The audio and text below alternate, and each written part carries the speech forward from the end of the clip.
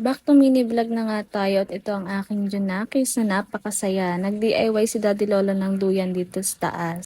At ito nga, napagdesisyonan ko na i-makeover yung play area ni Aya. Pinagtanggal ko lahat ng mga hindi na niya nilalaro. At dahil nga 3 years old na si Aya, gumawa ko ng sariling study area sa kwarto namin. At ito nga, sobrang aga namin dito sa taas at ginawa ni Daddy Lolo ng duyan si Aya dito sa taas namin. Every time talaga na tumataas kami dito, gustong gusto niyang gawin tong pagduduyan. Kaya ginawa ni Daddy Lolo, kinabit niya dito sa labas. Ito talaga yung routine namin tuwing umaga. Pagkagising namin sa umaga, pupunta kami dito sa taas, makikipag-bonding kay Mamita and Daddy Lolo. Ang tingnan niyo naman yung bata, tawang-tawa talaga. At nakapaa pa nga siya dyan, gustong-gusto niya na naglalaro dito kami sa taas. Para na din less screen time. At nung tanghali nga, tinry ko ulit yung technique na papatulugin ko siya habang hineheleng.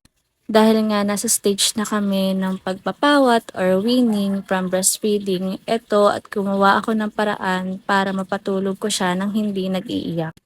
And thank you Lord, success ang ating day 4.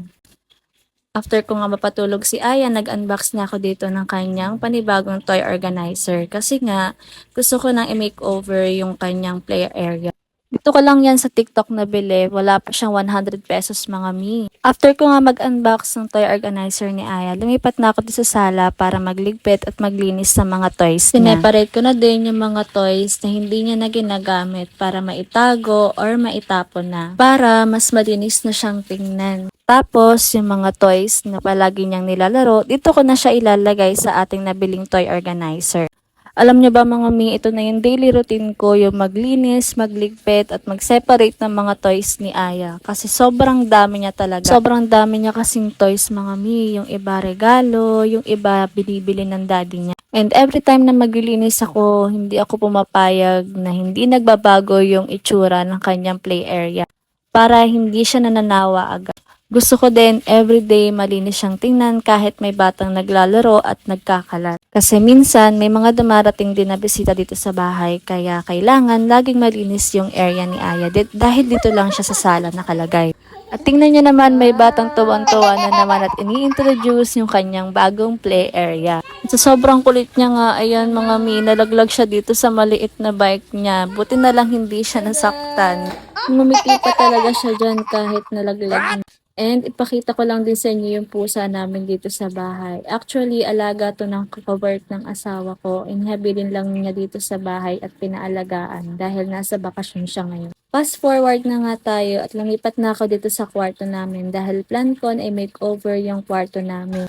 And tinry ko nga yung nagtitrend dito sa TikTok na isang pitik lang, malinis at maayos na pero walang nangyayari. Yun pala, niloloko ko lang yung sarili ko. Kaya eto nga at inumpisahan ko na yung paglilinis dito sa kwarto namin. Last month talaga, plan ko na i-separate yung play area ni Aya sa kanyang study area. Kaya ayoko na kapag tinuruan ko siya, marami siyang magiging distraction. Kasi nga mga mi, yung play area niya kaharap is TV. Kaya maraming magiging distractions kung doon ko din ilalagay yung study area niya. Sobrang dami kong plans dito sa study area niya. Kaso lang, ang tagal dumating ng mga pinag-order ko. Madami kasi akong napanood dito sa TikTok ng mga mommies na may mga inintroduce sila ng mga activities para sa mga kids nila. And gusto ko rin itry yon kay Aya. And sana, hopefully, talaga mag-work siya sa aming magmami. And good luck din sa akin kasi sobrang dami kong plans and sana magawa ko lahat ng yon. Balik na tayo mga mi dito sa ginagawa ko. Ito na nga at nag-vacuum na ako dito sa area na paglalagyan ko ng cabinet and tables and chairs ni Aya. Alam nyo mga mi, gustong gusto ko na talagang mapalitan yung pintura dito sa kwarto namin dahil nadidiliman talaga ako. Ang kaso lang talaga wala pa kaming budget para sa pintura. Kaya tiis-tiis muna sa ganitong kulay ng rooms namin. Actually, umuo pa lang kami dito kaya hindi pa namin siya mapalit-palitan ng pintura. Eto nga at inilipat ko na yung kanyang puzzle mat. Alam niyo mga mi, sobrang tagal na nitong puzzle mat na to. 2 years na to and sobrang ganda pa din. Kaso nga lang may mga tuklap-tuklap na dahil sa mga pusa na alaga namin dito sa bahay. Eto nga, tiniisip ko kung paano ko ipapresto yung wooden organizer na ilalagay ko dito. At eto na nga mga mi, dito ko siya napagdesisyon ng ilagay. And tingnan nyo naman yung anak ko. Hindi ko alam na pumasok siya dyan at nagtakip nung basket na bagong bili ko. Kaya nagulat ako sa kanya nung pagkaharap ko. Tawang-tawa kami magmami dyan kasi sobrang kulit niya talaga. Tuwan-tuwa siya mag-hide dyan kasi paborito niya talaga mag-play ng hiding. After ng pangungulit ni Aya, ayan, bumalik na ako sa mga ginagawa ko.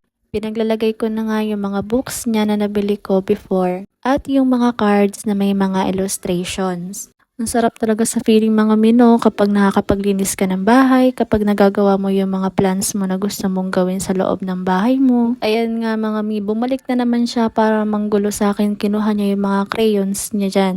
Hindi ka talaga makakatapos kapag may bata ka na sobrang kulit at maya't maya kang ginugulo sa mga ginagawa mo. Talaga may pasayaw-sayaw pa siya dyan.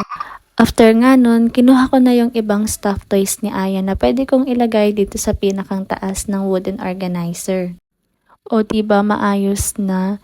Marami pang kulang dyan mga mi, kaya iniintay ko na lang kung kailan darating yung mga orders ko na pwede kong gamitin pang activity para kay Aya. And ayan na nga mga mi, inilagay ko na dito yung shoe rack namin na maliit at yung aming storage pack na lagayan ng mga kumot, kortina at mga punda ng unan. Dito ko na lang din inilagay yung aming laundry basket kasi isa lang naman yan mga mikes. Kaso nga lang, sobrang laki niya. And buti na nga lang nagkasya siya. And ito na nga mga mi, nag-vacuum ulit ako para mas malinis yung area dito sa harap. And tignan nyo naman, hindi pa ako mapakali. Inilipat ko ulit yung basket. And hindi ko maintindihan kung dito pa sa gilid, sa gitna. Kaya ayan, ang ending, dyan ko na rin inilagay sa gitna. O diba, mas maayos at mas malinis na. At tingnan nyo naman si Aya, sobrang kulit. At nakasingit pa talaga siya dyan sa video. At ito na nga mga mi, pinunasan ko lang ng tissue yung wooden organizer at table ni Aya. At tingnan nyo naman, hindi pa mapakalitong nanay na to. At idinikit ko pa talaga dun sa wooden organizer yung laundry basket namin na napakalaki. Tinignan ko pa talaga kung okay yung pwesto niya. At after nga ng ilang minuto, ayan, at napasayaw ko dahil approve siya sa paningin ko. And ito nga mga mi-share ko lang sa inyo itong toy organizer na nabili ko. Diba sobrang cute? Andyan lang sa yellow basket yung link. Ilalagay ko na lang mga mi. Fast forward nga mga mi, kinagabihan, ayan, pinatulog ko na siya ng maaga mga mi. And hindi ako nahirapan patulogin siya. Alam nyo naman mga mi na nasa winning journey kami. And sana hopefully talaga maging successful na siya. At ito na lang muna for today's video mga mi. At ayun lang.